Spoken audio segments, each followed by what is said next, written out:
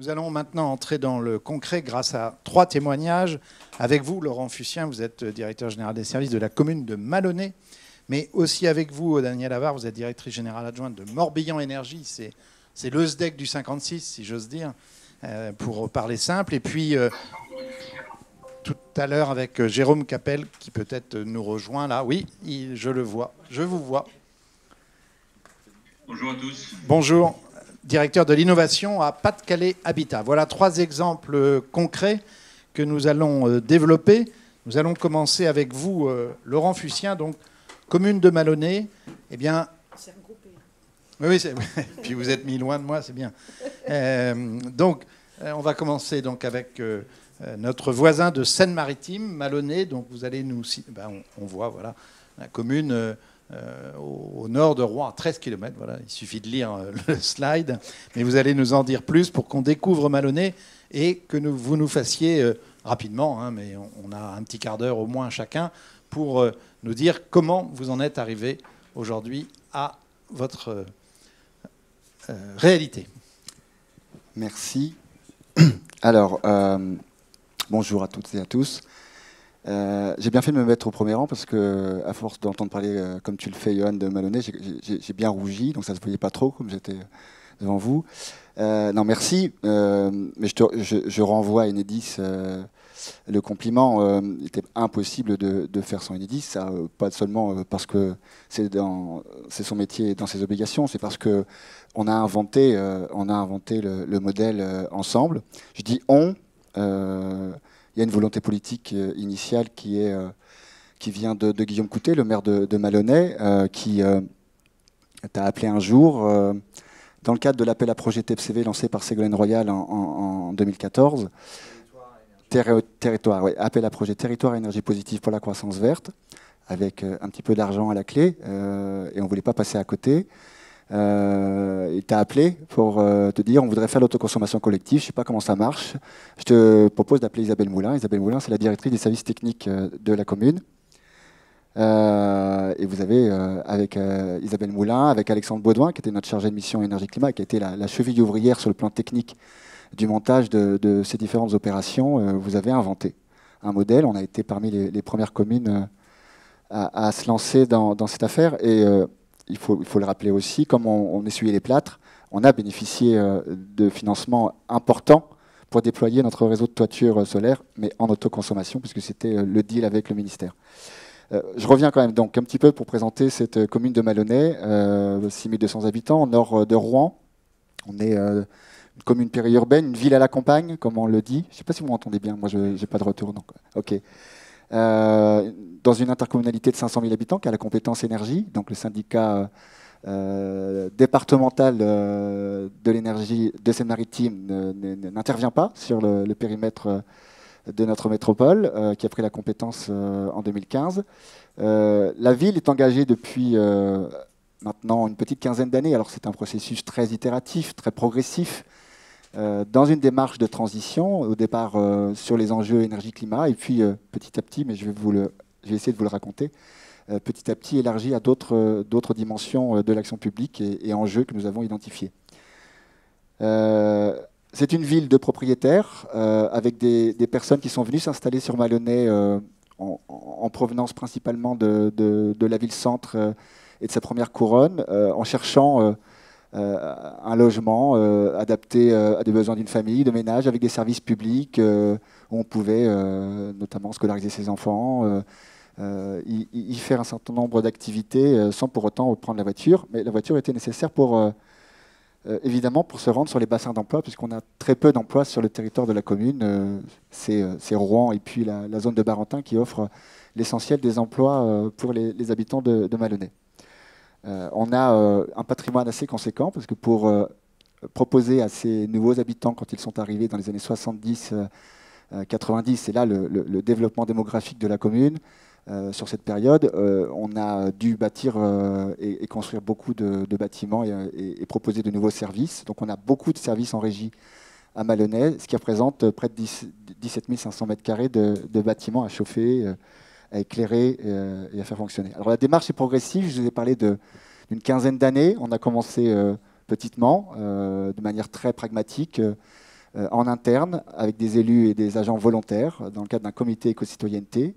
Nous avons, en 2009, entendu parler d'une opération que lançait l'ADEME Haute-Normandie à l'époque, qui s'appelle toujours Citergie, qui est un dispositif, un label européen, décliné en France par l'ADEME, qui vient de changer de nom.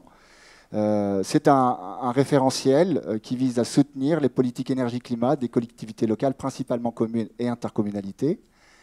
Et nous sommes prêtés au jeu, malgré notre taille, malgré la difficulté que nous avions à fournir l'ingénierie nécessaire. On s'est formé donc dans un temps assez rapide. On a recruté un certain nombre de compétences externes.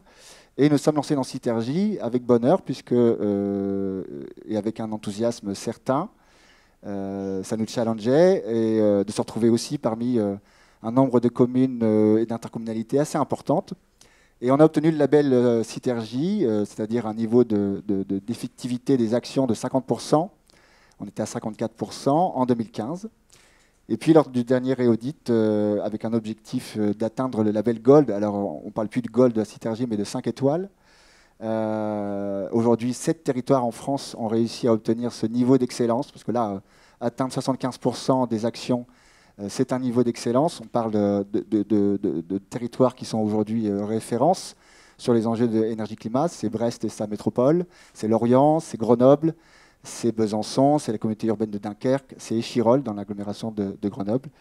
Et je crois que j'ai fait le tour des territoires qui sont aujourd'hui Gold.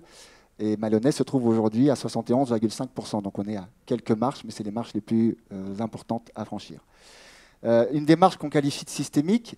Pourquoi systémique? Enfin, qu'est-ce que ça veut dire? C'est une démarche qui cherche à tenir ensemble un certain nombre d'enjeux, à articuler les politiques publiques ensemble et à agencer les acteurs et les parties prenantes dans cette démarche, dans une démarche de coopération, pour faire en sorte de mettre en place des boucles vertueuses. C'est-à-dire, quand on intervient sur les questions d'adaptation au changement climatique, on travaille les questions de biodiversité, on travaille les questions de l'eau et du cycle de l'eau, on travaille la question alimentaire, on travaille les questions donc, agricoles.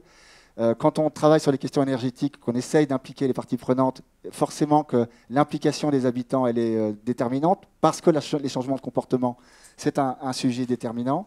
Quand on travaille sur les questions d'alimentation, forcément que nous avons une responsabilité dans une collectivité quand on fournit 450 repas pour les enfants des écoles.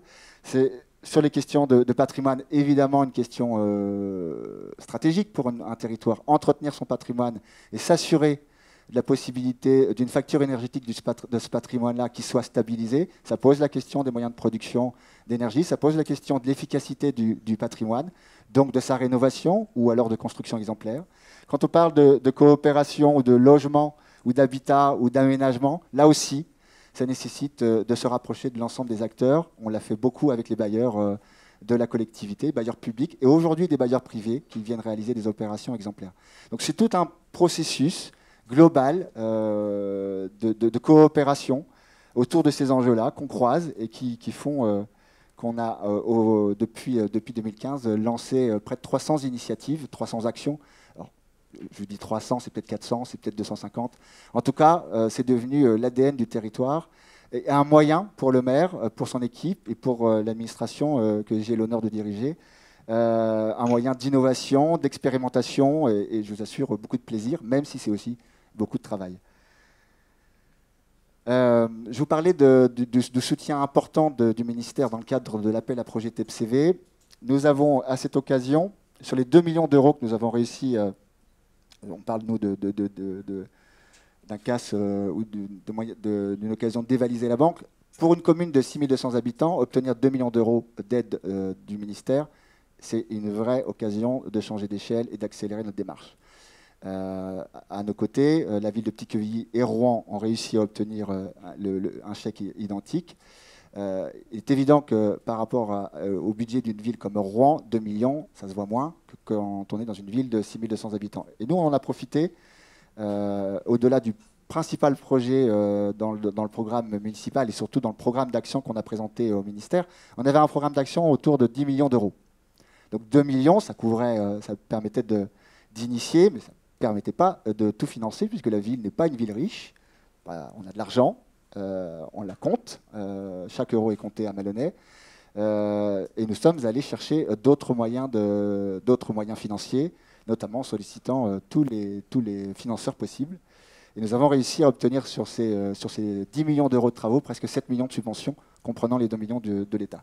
Et on a fléché sur ces 2 millions 700 000 euros pour installer des toitures solaires sur les différents bâtiments de la ville. On en a 12 aujourd'hui. En gros, aujourd'hui, on fait pousser du solaire à Malonnet. Les toitures sont systématiquement couvertes. Dès qu'on fait de la rénovation de toiture, dès qu'on construit un bâtiment, on ne se pose même plus la question de la rentabilité. Vous parliez tout à l'heure d'un engagement qui devient politique et sociétal. La question de la rentabilité ne se pose plus, en tout cas pour développer des moyens de production d'énergie. On a fait la même chose sur la chaleur, puisqu'on a réalisé 3 chaufferies biomasse qui couvrent aujourd'hui 65% des besoins de chaleur du patrimoine municipal. Et aujourd'hui, les 12 toitures que vous avez un peu en photo, là, ici, elles couvrent aujourd'hui presque 30% de nos besoins électriques. Alors ça a un impact, vous l'imaginez bien, sur notre facture. Et ça parle beaucoup aux élus, pas seulement, aux gestionnaires que nous sommes aussi des deniers publics, évidemment. Et pour vous donner un exemple de ce que ça a produit sur Malonnet, en 2006, quand nous avons, comme on fait de cette année 2006, le point de départ de notre initiative, on avait une facture d'énergie pour le patrimoine, hein, je ne parle pas du territoire parce qu'elle est bien plus importante que ça, on avait une facture d'énergie à 275 000 euros, comprenant la partie pour faire avancer nos véhicules, donc l'essence, principalement du gasoil, comprenant la chaleur. On n'achetait pas du gaz à l'époque, on achetait de la chaleur puisqu'on avait un marché pour fournir des besoins de chaleur qui était et qui est toujours Dalca à Malonnet. Et puis on avait des besoins électriques et une consommation à couvrir. On est parti donc de 0 énergie renouvelable à aujourd'hui 65% pour la chaleur et près de 30% en production locale pour l'électricité. Cet effort en matière de production a été aussi accompagné d'un effort de sobriété et d'efficacité sur nos bâtiments. On a quasiment aujourd'hui rénové l'ensemble de notre patrimoine.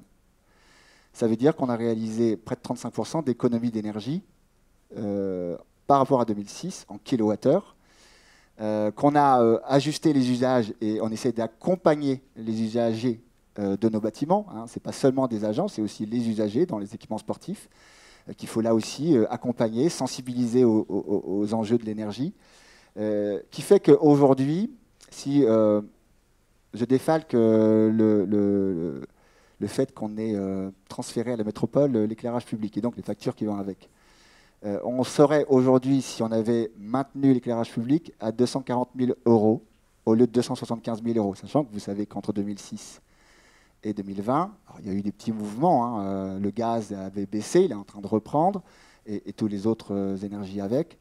On devrait être, si on n'avait rien fait, avec la simple augmentation du coût du kilowattheure, sur ces 3 vecteurs, on devrait être à 530 000 euros. Nous sommes à 240 250 000 euros aujourd'hui. C'est ce que nous appelons le coût de l'inaction.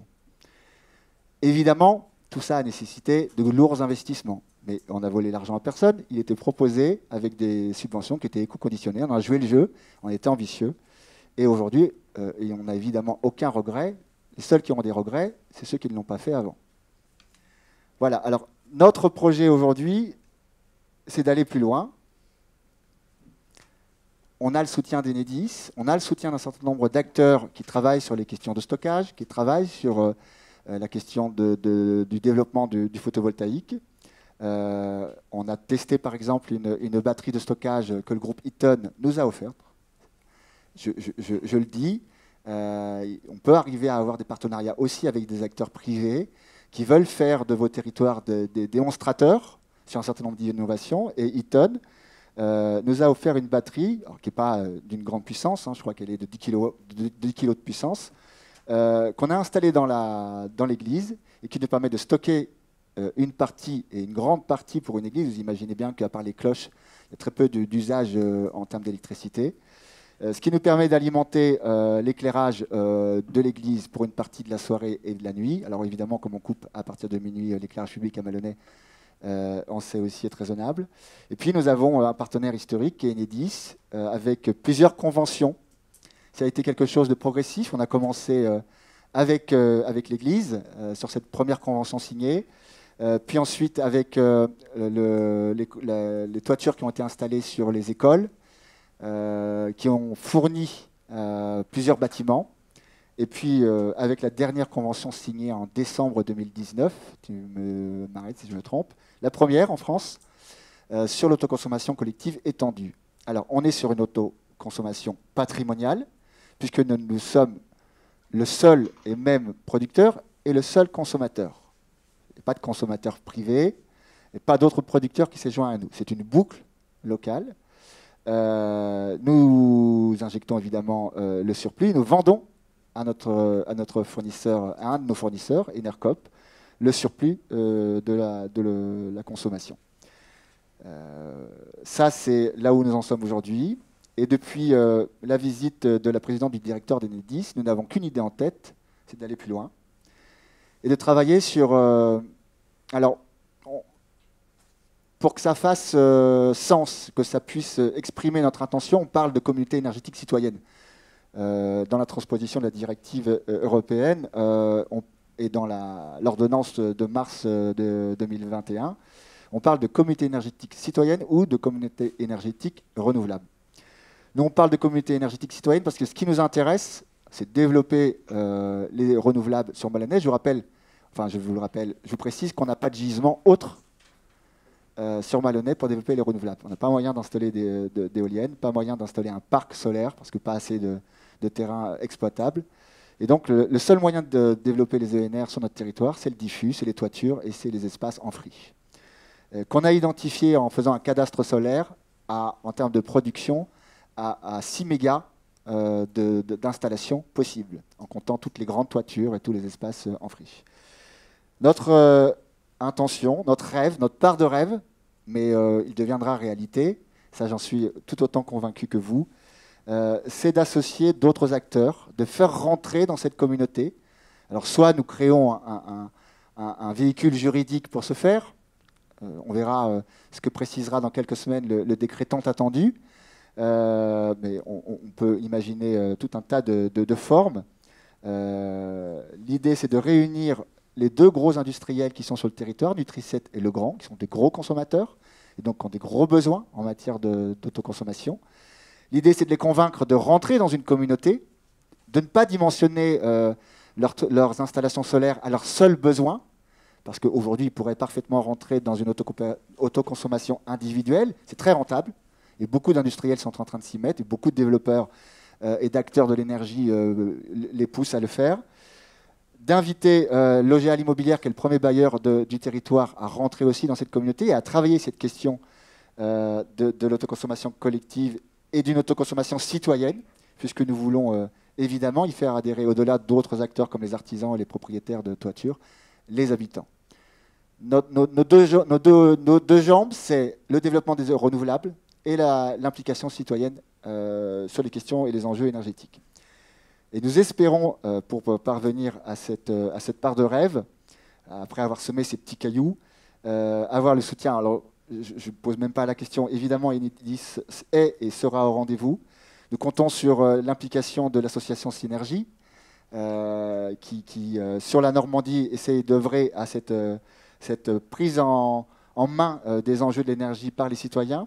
La métropole est en train de se doter d'un outil, une société d'économie mixte pour développer les renouvelables. Nous espérons l'avoir à nos côtés pour avancer. Nous espérons aussi que la Banque des territoires sera à nos côtés pour développer et changer d'échelle sur ces enjeux-là. Et puis nous avons des contacts réguliers avec un certain nombre de réseaux et de communautés à l'échelle nationale. Le CLER, le réseau pour la transition énergétique. Au sein du réseau TEPOS, un groupe de travail est en train de se monter. La région vient de lancer un appel à projet pour développer l'autoconsommation collective et là aussi ouverte à un certain nombre d'acteurs. Évidemment, les collectivités locales sont les bienvenues. Et puis, c'est une invitation que je lance, mais on en a déjà un peu parlé avec Alban. Nous sommes dans une logique de communauté ouverte.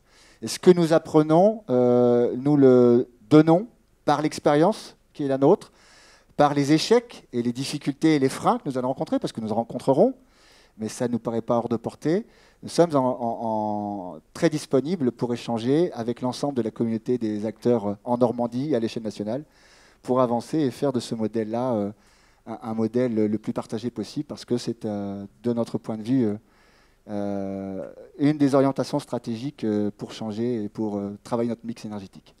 Donc une communauté de travail en Normandie, c'est ça? En Normandie et ouverte aussi à d'autres territoires. On est en contact avec la commune de Châtellerault qui s'intéresse à ces sujets-là, la ville de Besançon que j'ai rencontré la semaine dernière par l'intermédiaire de son directeur de l'énergie, sont intéressés par ce modèle-là. Et donc il y a vocation à apprendre et y aller ensemble. Et ça, là aussi, c'est une ressource clé. Très bien, merci beaucoup pour ce témoignage. On va changer de département et partir toujours dans l'ouest, mais cette fois-ci dans le Morbihan, donc en région Bretagne. Avec vous, Danielle Ava, vous êtes directrice générale adjointe, je le disais, de Morbihan Énergie. Nous allons donc vous écouter pour changer de territoire, parce qu'on est à l'échelon d'un département cette fois. Oui, alors comme le Morbihan est mondialement connu, je vous ai pardonné les chiffres, hein, on est un peu plus de 750 000 habitants, beaucoup plus sans doute depuis le Covid, mais je pense que vous avez vécu le même effet que nous, c'est-à-dire que les urbains sont venus à la campagne. Vous rigolez, mais ça devient une vraie problématique en termes de logement. Et les élus morbihanais ne rient plus du tout, même dans l'arrière-pays, ils ne pensaient pas voir ça. Le centre Bretagne est touché, c'était du jamais vu depuis les années 50. Mais c'est une bonne nouvelle. Donc si on en revient au Morbihan, on a une petite particularité, je pense, par rapport à vous, c'est que nous sommes un peu une péninsule au niveau du réseau électrique. Et nos chers collègues d'Enedis nous ont annoncé l'hiver dernier que s'il faisait froid un peu plus longtemps que prévu, il faudrait que RTE, il faudrait que collectivement, mais par le biais d'Enedis, il faudrait que collectivement on fasse des choix. Oui, mais ils vont revenir sur ce qu'ils ont dit, vous allez voir. Oui, voilà. Donc ça, c'est un peu pour notre contexte. Voilà, on n'est pas au bout du bout. Hein. Après, il y a Brest. Oui, quand même. Oui. Hein, il y a plus loin que vous. Il y a le bout du monde. Mais quand même, voilà. Du coup, l'idée des élus du Morbihanais, c'est aussi de dire on va contribuer, participer à notre échelle. Alors, on a des éoliennes sur le territoire, hein, ça produit effectivement beaucoup plus. Sociétalement, c'est beaucoup moins admis et ça devient de plus en plus difficile de les faire admettre. Le photovoltaïque est beaucoup plus facile à développer et à mettre en œuvre. Ça, c'est le constat qu'on fait tous, je pense. Nous aurons une table ronde demain matin consacrée à ce sujet de l'acceptabilité. On avait une première expérience en 2018 d'autoconsommation collective qui avait été faite sur la base du 1 km à Pénétin. On ne devait pas être très très nombreux à l'époque, donc chacun a expérimenté comme il a pu. C'était sur une zone d'activité, c'est toujours sur une zone d'activité, et le choix de la PMO, puisqu'il faut bien donner les gros mots aussi, a été de constituer une association pour porter la PMO. Et puis la région Bretagne a décidé de lancer un appel à projet sur fonds européens pour développer des boucles d'énergie locales. Fort de l'expérience de Pénétin, on s'est dit, allez, on propose aux élus, et les élus nous ont dit, banco, mais alors il faut disséminer sur l'ensemble du territoire. Donc on est parti sur 14 projets, parce qu'à l'époque, 14 EPCI. Je dis 14 parce que demain, il y en aura 15, il y en a un qui a divorcé, ça arrive. Voilà. Et du coup, on est parti sur 14 projets en se disant, bon, c'était en 2019, ça va aller. Ça répond un peu à votre question de la PMO. Ça peut aller vite sur une commune. Il faut éviter les changements de mandat parce que voilà. Il faut éviter le Covid parce que vous en reprenez un petit peu de temps. Tout ça, c'était pas prévu. Parce que ce qui demande beaucoup de temps, je pense, c'est la partie pédagogie et animation auprès du public, si vous l'ouvrez auprès du public. Sur les 14 projets, nous avons différentes situations. C'est-à-dire qu'on a des EPCI ou des communes, puisqu'on s'est adressé à nos membres, qui ont fait le choix de faire de l'autoconsommation collective uniquement pour leurs bâtiments publics. Et puis, on en a d'autres qui nous ont dit, nous, on veut l'ouvrir à la population, on veut en faire un outil d'animation. Et ils ont fait le lien aussi avec leur PCET, leur plan climat, air, énergie territorial. La slide que je vous présente, c'est une partie de la slide qu'on présente en réunion publique aux citoyens.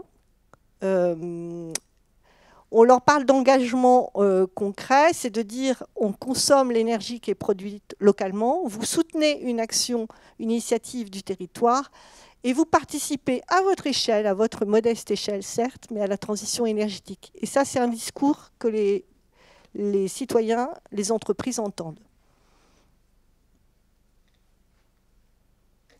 Sur le déroulé du projet, à chaque fois, on a, alors je parle peut-être plus pour les collègues techniciens, mais aussi pour les élus qui souhaiteraient, à l'échelle intercommunale, se lancer sur ce type de projet.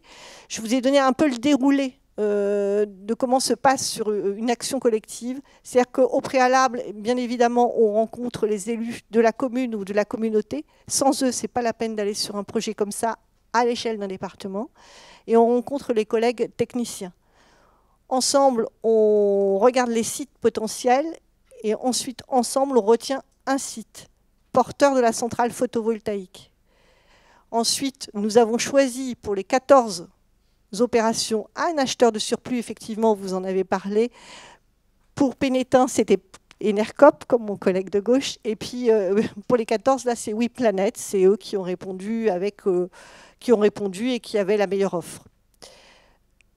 Ensuite, on retient une technologie selon le site, puisque Alban vous a parlé de solaire en toiture.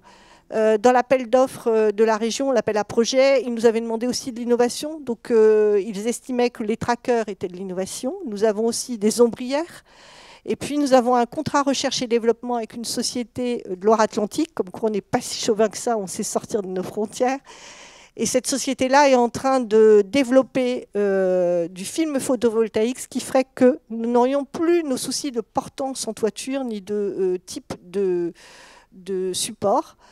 La seule chose aujourd'hui où ils sont en train de travailler, c'est comment on fait tenir ce film photovoltaïque sur le support. Parce que vous pouvez le coller sur des fenêtres, sur des hangars agricoles, etc., du garage, des carports, qu'importe la surface. Mais il faut que la colle, entre guillemets, parce que ce n'est pas tout à fait ça qui va être retenu, mais tienne dans le temps.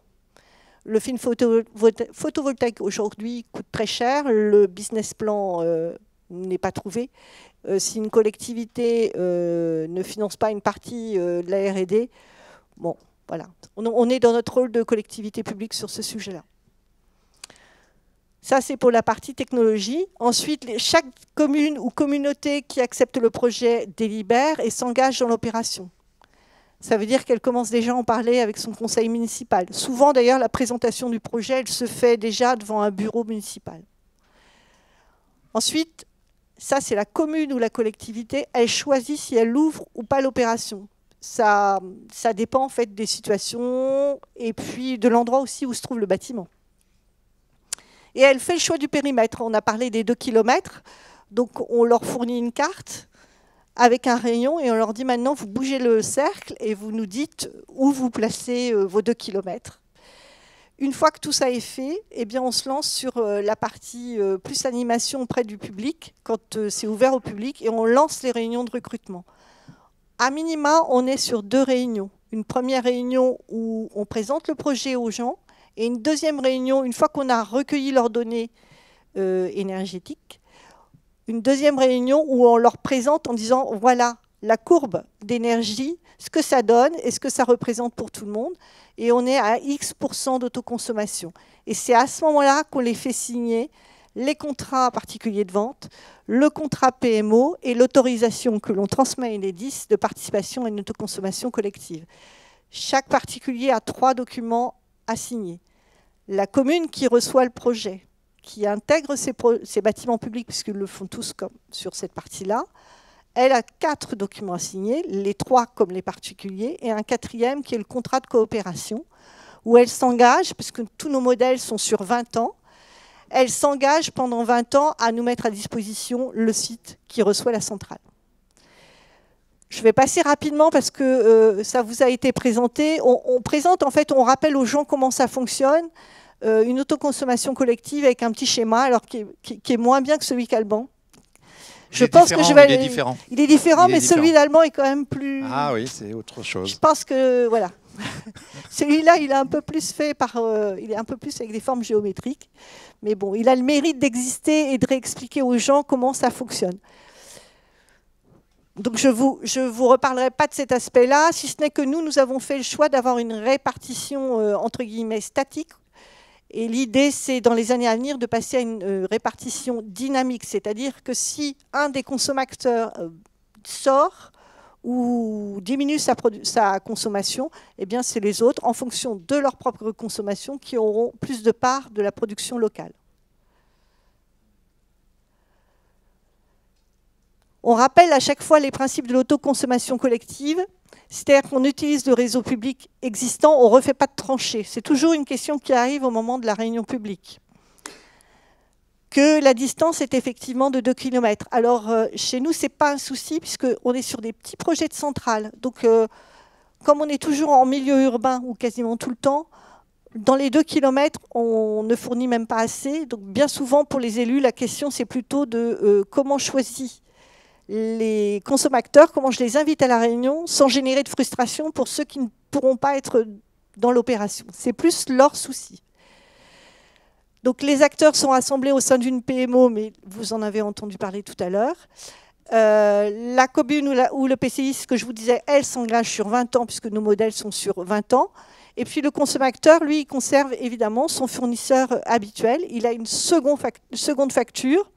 Là aussi, on précise qu'il n'a pas un second abondement, parce que c'est toujours une question qui est posée par les gens. Donc, en fait, il a une seconde facture qui est faite par Morbihan Énergie. C'est les 3 pièces contractuelles dont je vous parlais. Alors, en fait, ce sont des documents qui ont été faits par ma collègue du service juridique à Morbihan Énergie. Effectivement, cette fois-ci, on a innové, c'est-à-dire que la PMO, tout à l'heure, je vous disais qu'à Pénétin, c'était une association. Là, on s'est dit 14 associations plus celle de Pénétin. On va passer notre temps en assemblée générale. Ce n'est pas jouable. Donc, on a cherché, et avec les collègues du syndicat du CIDELA, le syndicat de Loire-Atlantique, on a mené une étude avec un cabinet pour essayer de trouver des solutions. Ça, c'était 2019, et on a fait le choix que la PMO, ce soit le syndicat. Ce qui nous permet d'être un peu plus à l'aise et d'avoir un peu moins de travail administratif. Voilà, c'est une PMO mutualisée. Chaque consommateur reçoit aussi un contrat général de vente et puis un bordereau de prix, ce qui est conforme à la loi. Et chaque consommateur peut sortir quand il veut de l'opération. Il n'a pas une obligation de 20 ans, bien évidemment. Les points d'attention, alors c'est pareil, on vous les a dit en début. Il faut avoir un compteur communicant, donc souvent un compteur Linky pour la plupart des particuliers. Ça passe bien. Je pensais qu'on allait se prendre quelques volets de bois vert parce qu'on avait eu quelques revendications anti-Linky sur le secteur. Et puis en fait, les gens, quand on leur explique pourquoi, le système de comptage, ils comprennent. On répartit bien évidemment la production entre les consommateurs selon leur consommation. Les données sont collectées par Enedis et sont partagées avec Morbihan Énergie. On s'engage sur la confidentialité des données, bien évidemment. On établit les factures. Alors, les élus de Morbihan Énergie ont fait le choix d'avoir un modèle simple parce que nous étions sur 20 ans. Donc, ils ont décidé de valider le prix de la fourniture d'électricité. Je dis bien le prix de fourniture, c'est-à-dire hors taxe, c'est important. Et ils l'ont fixé pour 20 ans à 6,4 centimes. C'est-à-dire que tant que les gens ne sortent pas du dispositif, ils paieront 6,4 centimes € le kilowattheure. C'est idem pour la collectivité qui reçoit la centrale photovoltaïque. Elle a juste un prix qui est un peu plus élevé parce qu'elle échappe aux taxes et que le modèle économique sur 20 ans avec 40% de subventions en Europe, on arrive à une opération quasiment blanche pour les 14. C'est-à-dire qu'on en a quelques-unes qui ont un peu de bénéfices et quelques-unes qui ont un peu de déficit. Voilà.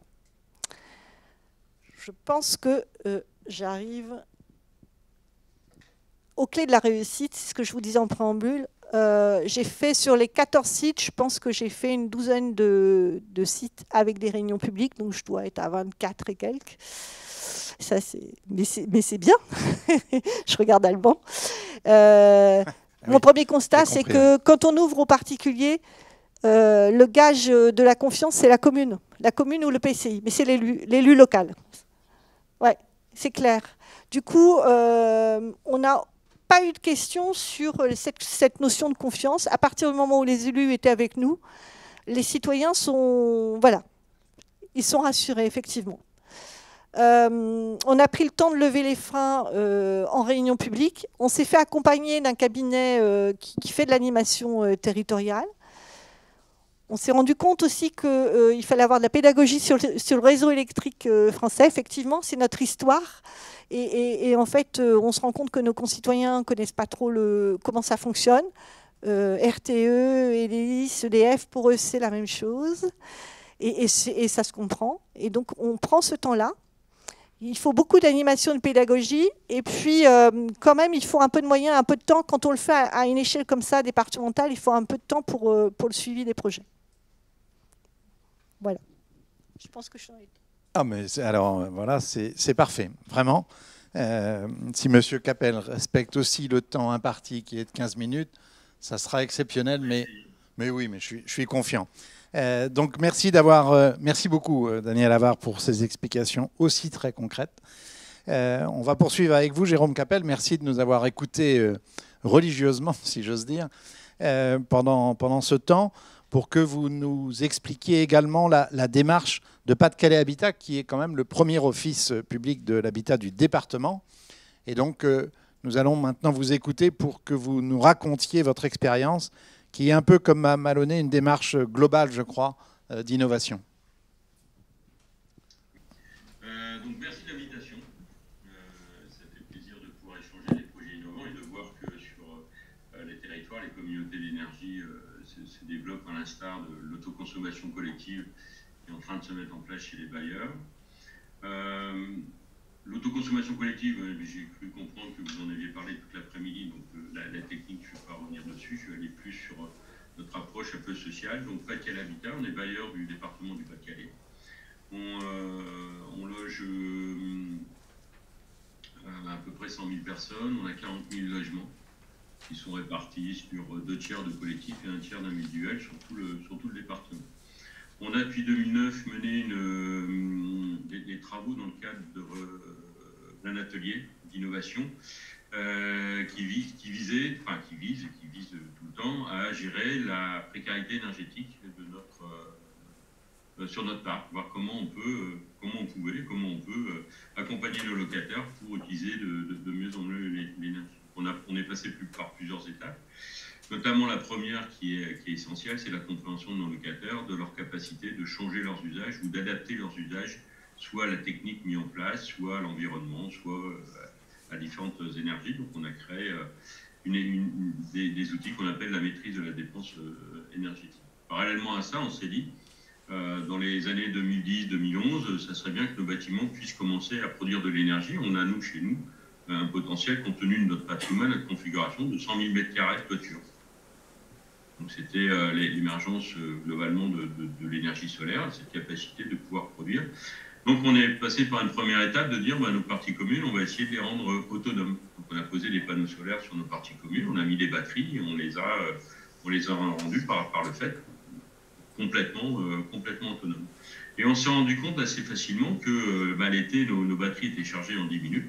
Et que l'hiver, quasiment 40 minutes, c'était fait, et qu'il y avait de l'énergie solaire qui était disponible sur nos toitures, et qu'on ne savait pas finalement quoi en faire. Être autonome, c'était intéressant sur la charge des locataires partie commune, mais on n'en faisait pas profiter nos locataires qui étaient dessus. Donc on a un peu exploré toutes les notions de produire de l'énergie sur nos bâtiments.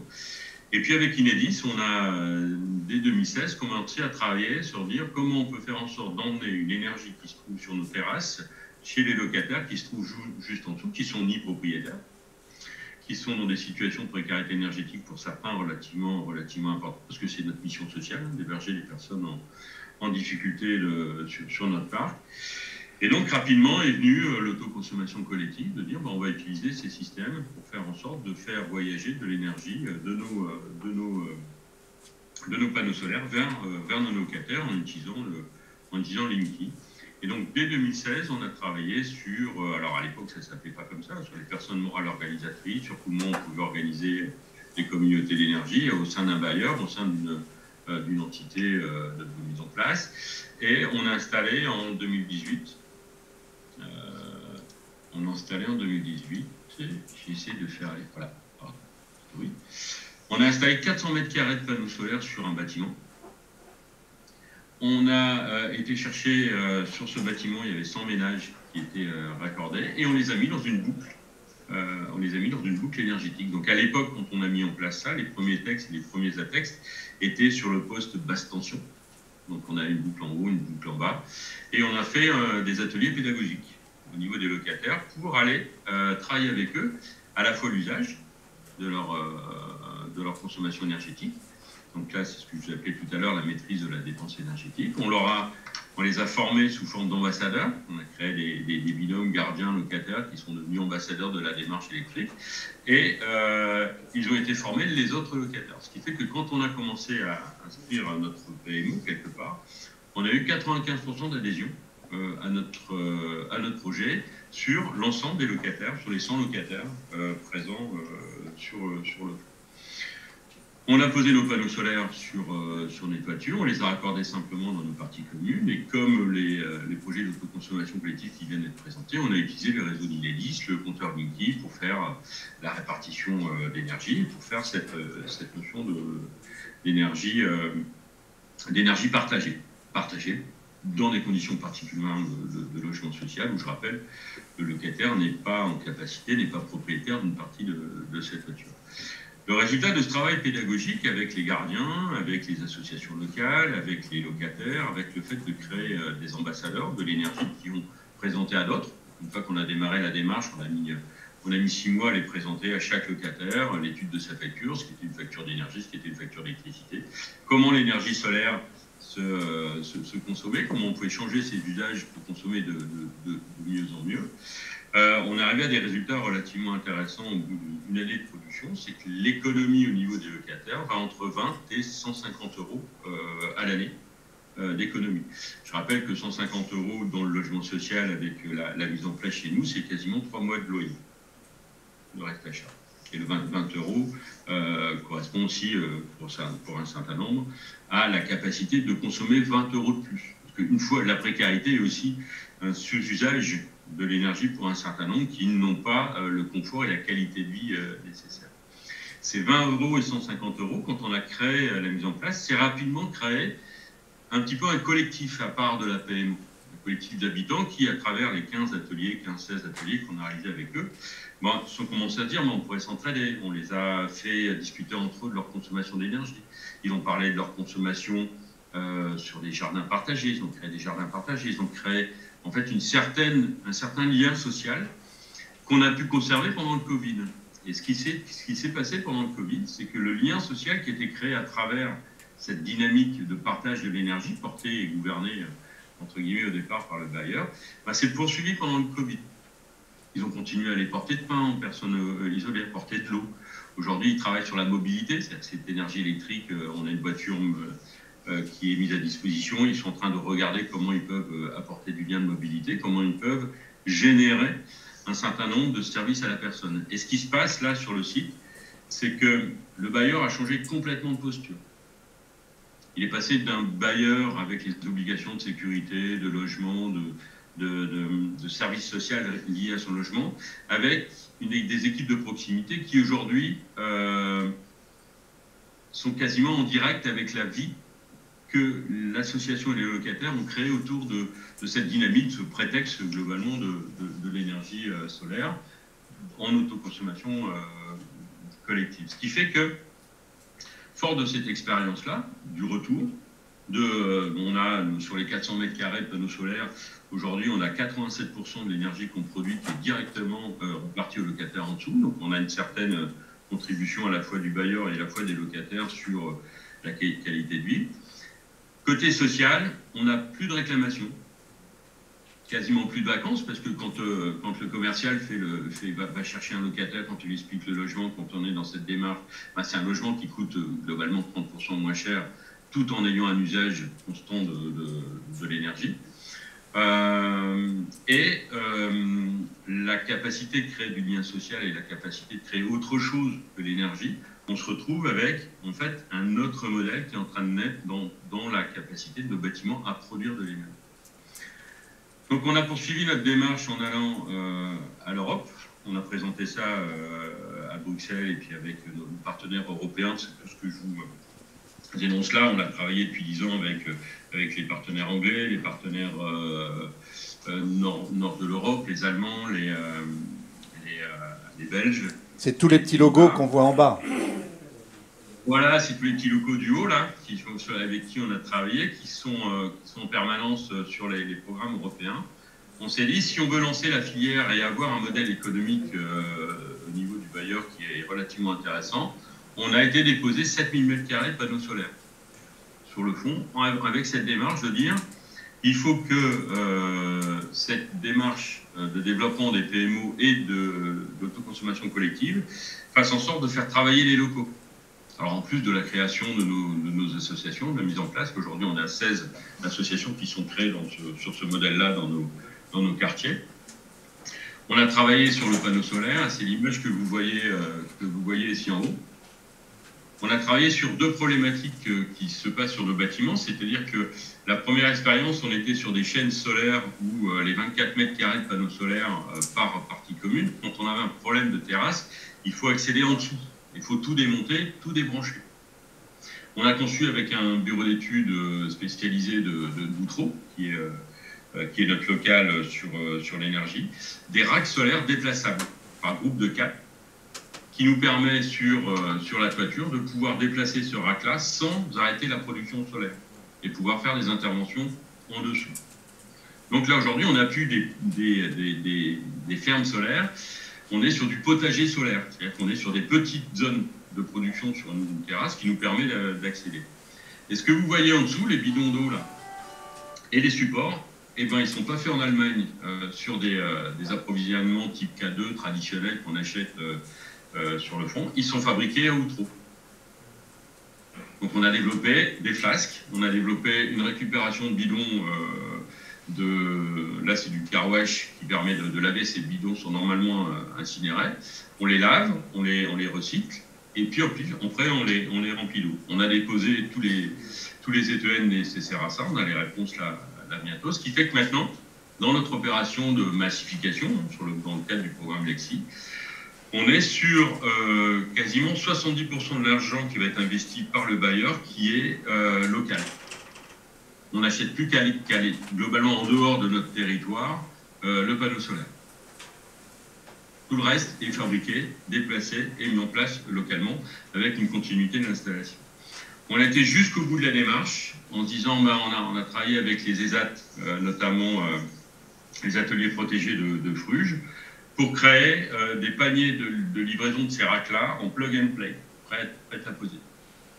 C'est-à-dire qu'on a toute une préfabrication de nos racks, pour le fond, toute une préfabrication de nos racks, qui nous permet aujourd'hui d'avoir un projet qui, quand il arrive au pied du bâtiment, ces racks sont posés et connectés au réseau, en plug and play, comme une prise traditionnelle d'appareil électroménager. Ce qui fait que tout le travail en terrasse, en toiture, dans des conditions d'été ou d'hiver un peu compliquées, les panneaux arrivent préfabriqués et prémontés quelque part sur le fond, sur le fond de rack. Donc, notre projet aujourd'hui, dans la capacité d'industrialisation, on a fait notre appel d'offres. On a 6 entreprises qui nous ont répondu. Et là, on est en train de lancer globalement à la fois une massification sur 2500 logements de l'autoconsommation collective avec tout le côté social, l'enrôlement, la participation au développement durable et cette notion d'énergie solaire qui est la même pour aller chercher localement de l'énergie.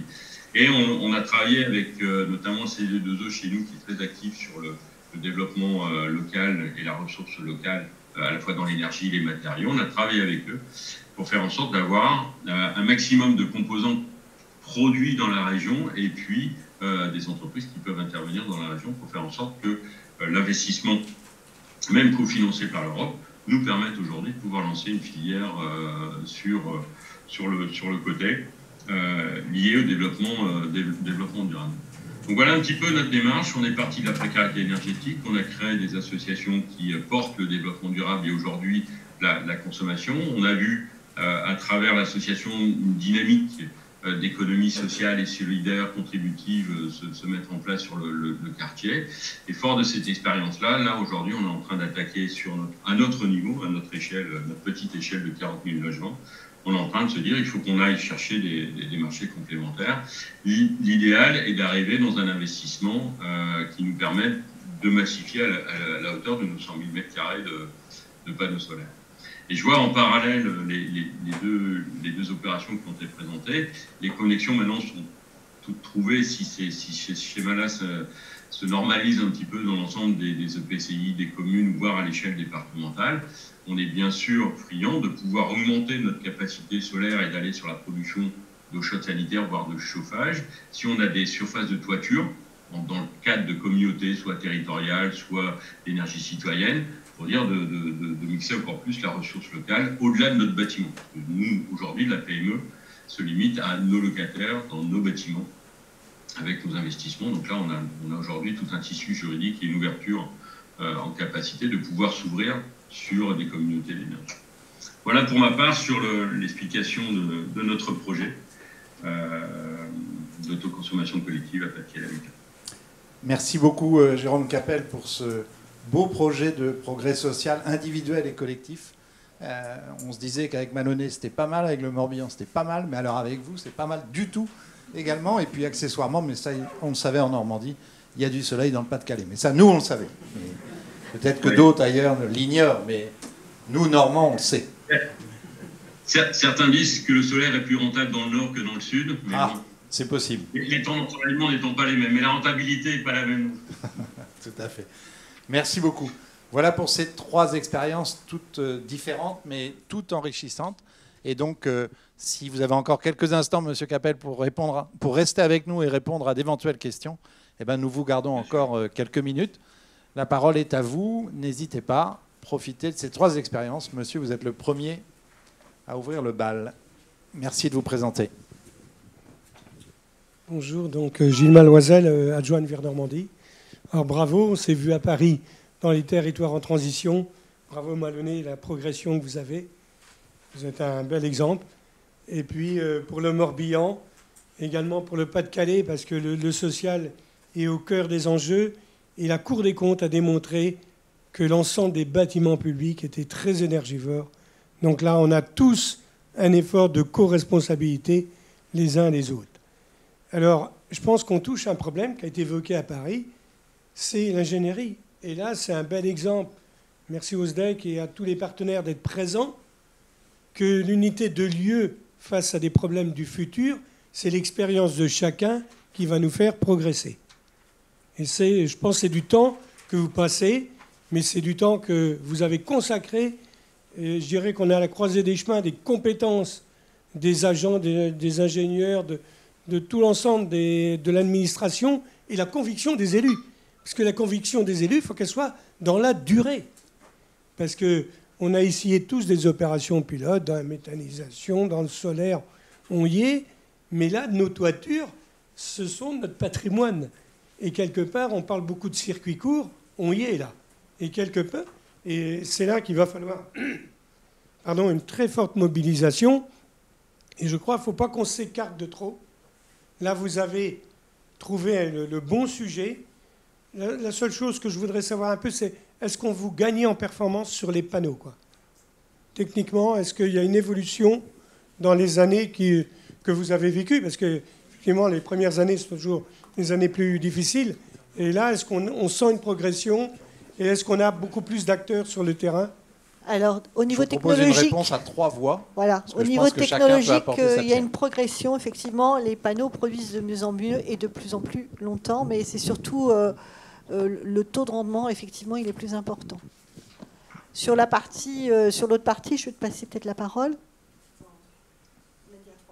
Oui.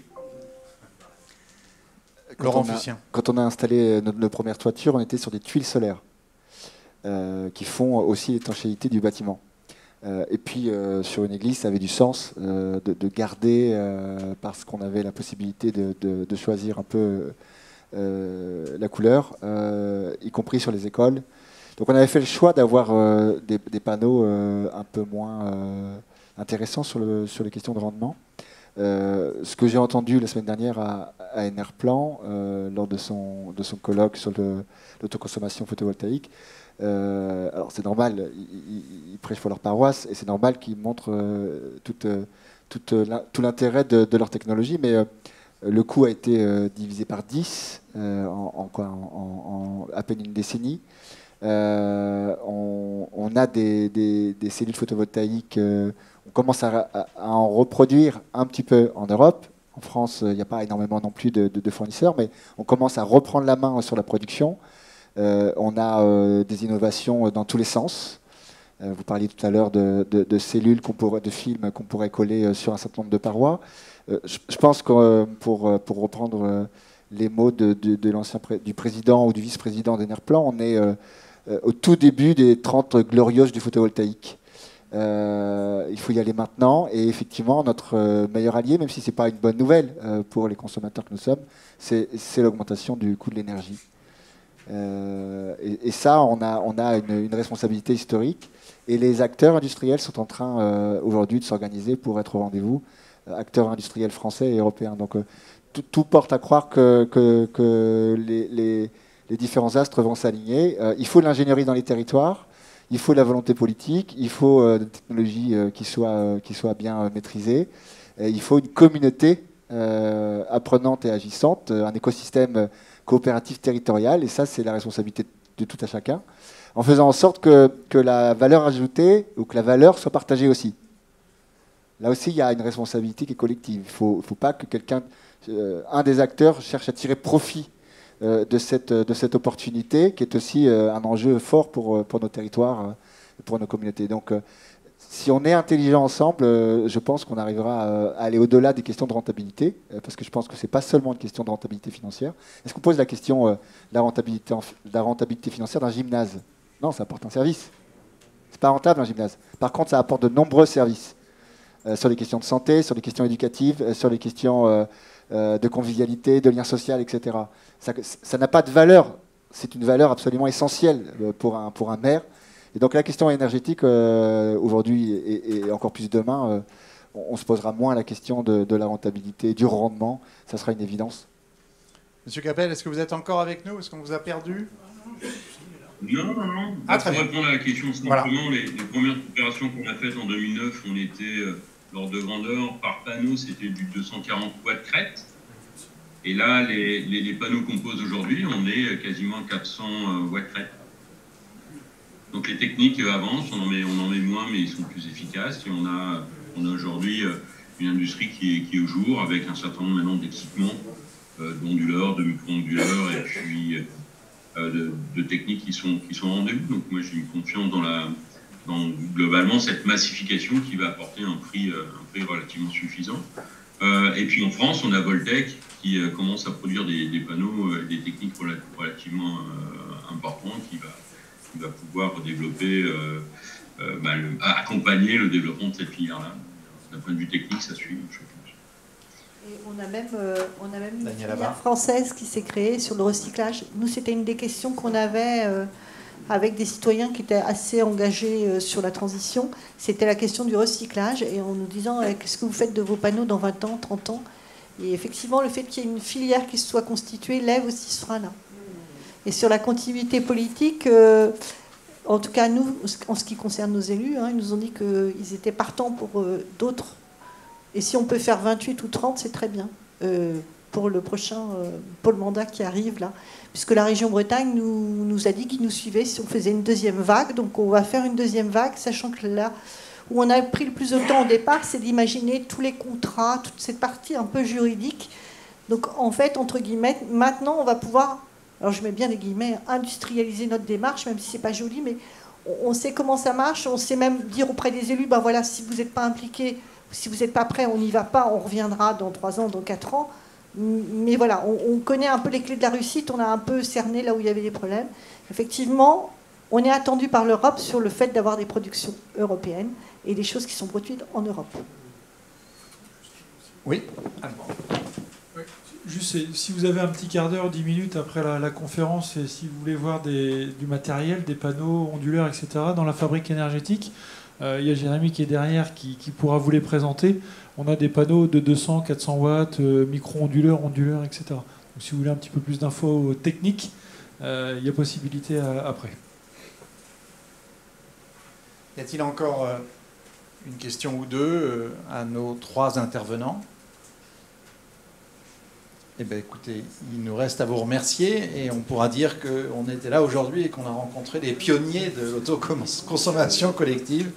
Et je pense que ça peut donner des envies. En tout cas, merci Jérôme Capel d'être resté avec nous cet après-midi. Merci Laurent Fussien, merci Daniel Havard, merci également aux intervenants. Un mot peut-être Bruno Delic pour conclure cette conférence et puis je vous donnerai le programme de demain pour ceux qui veulent nous rejoindre. Alors, juste un petit mot pour conclure cette table ronde que moi j'ai trouvée vraiment très très intéressante. On a découvert, alors je le dis de manière provocante, un futur univers énergétique ici localement, alors que nos voisins ont déjà, et puis nos hauts voisins ont déjà engagé la démarche. On a découvert le monde énergétique de demain. Alors oui, on a appelé nos journées porte fêtes 2 jours pour demain, c'est pas anodin. Ce matin, on avait travaillé, on a bien travaillé sur l'efficacité énergétique des bâtiments. Il ne faut pas oublier qu'il faut moins consommer, mais il faut aussi produire différemment.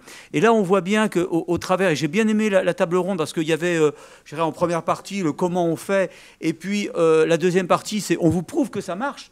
Alors bon, ma collègue du Morbihan, on voit bien qu'il faut mettre en place, il y a un temps, il y a un temps de mise en œuvre.